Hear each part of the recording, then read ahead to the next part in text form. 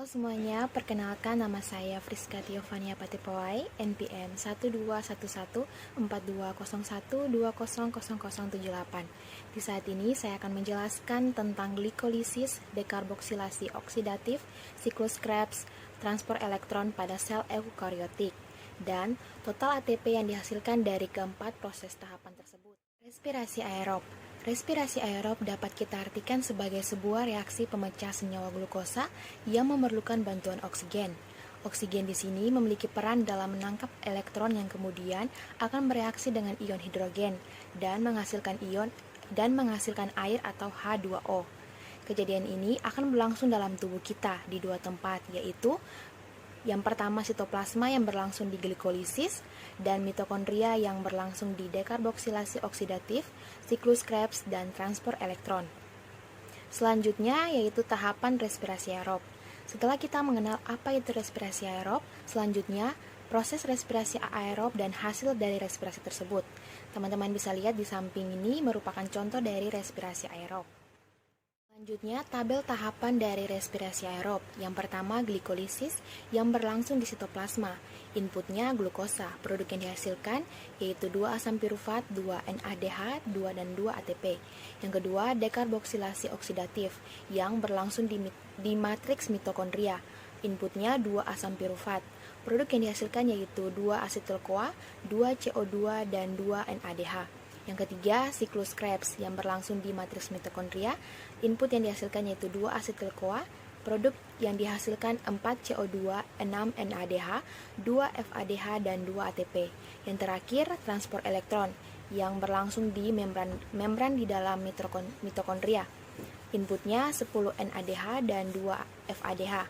Produk yang dihasilkan yaitu 34 ATP dan 6 H2O. Berikutnya yang pertama glikolisis. Pada proses ini terjadi pemecahan glukosa dari 6 atom karbon menjadi asam pirufat 3 atom karbon. Proses ini berlangsung di sitoplasma dalam dua jenis reaksi.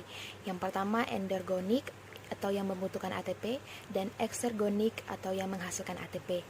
Pada tahap ini akan dihasilkan 2 ATP, 2 asam pirufat dan 2 NADH.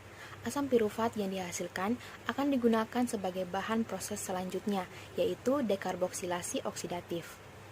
Yang kedua, dekarboksilasi oksidatif. Dekarboksilasi oksidatif bisa juga disebut sebagai reaksi antara, karena dekarboksilasi oksidatif merupakan reaksi sebelum masuk ke tahap selanjutnya, yaitu siklus Krebs. Proses dekarboksilasi oksidatif berada pada mitokondria, tepatnya pada matriks mitokondria. Pada proses dekarboksilasi oksidatif, terjadi perubahan 1 asam pirufat menjadi 1 asetil-CoA.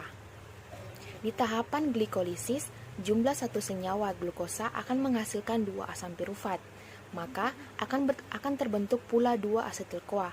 Proses ini juga membutuhkan koenzim A yang menghasilkan 2 NADH dari NAD+. Selanjutnya, 2 molekul asetil-CoA akan menuju tahapan berikutnya, yaitu siklus Krebs. Selanjutnya, siklus Krebs. Siklus Krebs ini juga sering disebut sebagai daur asam sitrat, dikarenakan pada tahapan ini dihasilkan senyawa awal berupa asam sitrat. Tempat berlangsungnya tahapan siklus Krebs adalah di dalam matriks mitokondria. Hasil dari siklus Krebs adalah senyawa yang berfungsi sebagai penyedia kerangka karbon untuk sintesis senyawa lain, 3 NADH, 1 FADH, dan 1 ATP untuk setiap 1 asam pirufat. Karena input substrat sebelumnya adalah 2 asetil-CoA untuk setiap 1 molekul senyawa, maka hasil yang didapatkan dari siklus Krebs proses respirasi ini adalah 2 ATP, 6 NADH, dan 2 FADH. Satu senyawa lagi yang terbentuk dalam proses ini adalah CO2. Satu berasal dari proses pembentukan NADH dan NAD yang menghasilkan 2 buah CO2. Karena ada 2 asetil-CoA yang digunakan, maka akan terbentuk 4 buah CO2. Dari proses tahapan di atas dapat kita simpulkan bahwa dari hasil proses siklus Krebs ini adalah 2 ATP, 4 CO2, 6 NADH, dan 2 FADH. Proses selanjutnya adalah transport elektron, yang akan mengubah senyawa NADH dan FADH yang dihasilkan pada tahapan sebelumnya menjadi ATP agar dapat digunakan oleh tubuh. Yang terakhir, transport elektron atau fosforilasi oksidatif adalah tahap di mana terjadi pengubahan NADH dan FADH menjadi energi yang berbentuk ATP agar bisa digunakan oleh tubuh. Tempat berlangsungnya tahapan transport elektron berada di bagian mitokondria, lebih tepatnya di membran dalam atau krista mitokondria. Berikutnya yang perlu kita ketahui bahwa untuk setiap satu molekul NADH menghasilkan 3 ATP dan untuk satu molekul FADH akan menghasilkan 2 ATP. Jumlah ATP yang dihasilkan dari tahap-tahap sebelumnya adalah yang pertama glikolisis. Teman-teman bisa lihat jumlah dari yang dihasilkan yaitu 2 NADH. Yang kedua dekarboksilasi oksidatif. Jumlah yang dihasilkan yaitu 2 NADH.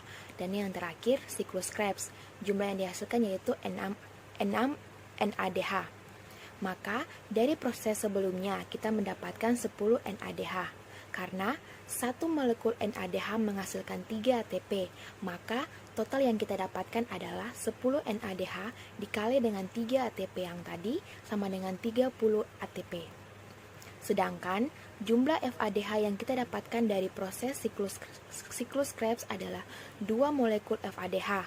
Jika satu molekul FADH akan menghasilkan 2 ATP, maka total ATP yang kita dapatkan dari FADH adalah 4 ATP. Selanjutnya, jika kita menambahkan 4 ATP yang kita dapatkan dari proses glikolisis juga siklus Krebs, maka total ATP yang dihasilkan adalah dalam proses respirasi aerob adalah 2 ATP ditambah dengan 2 ATP ditambah dengan 30 ATP dan ditambah dengan 4 ATP, maka hasil yang kita dapatkan adalah 38 ATP. Tetapi pada proses glikolisis terjadi proses perpindahan dari sitoplasma menuju proses selanjutnya, yaitu transport elektron yang terjadi di mitokondria. Proses perpindahan ini akan membutuhkan energi 2 ATP. Jadi, ATP yang dihasilkan adalah 36 ATP karena 2 ATP lagi sudah melakukan perpindahan. Jadi semuanya dari keempat proses yang dilewati dalam tahapan respirasi aerob, maka hasil atau rumus yang didapatkan adalah C6H12O6 ditambah 6O2 akan menghasilkan 6CO2 ditambah 6H2O ditambah dengan energi, maka ATP yang kita dapatkan adalah 38 ATP.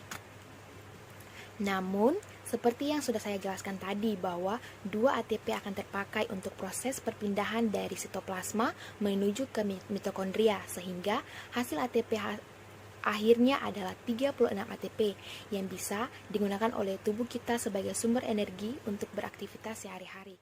Baik semuanya, sekian dari penjelasan proses respirasi aerob juga jumlah dari ATP yang dihasilkan dari keempat proses tahapan respirasi aerob tersebut. Sekian dan terima kasih.